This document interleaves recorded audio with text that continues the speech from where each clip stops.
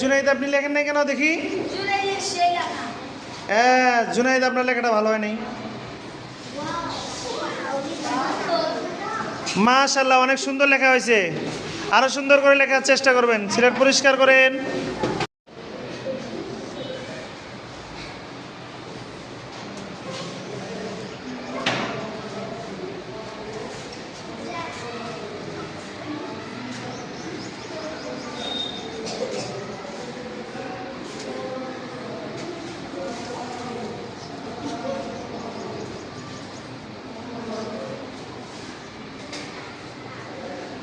জুনাইদ আপনি লেখেন নাই কেন দেখি?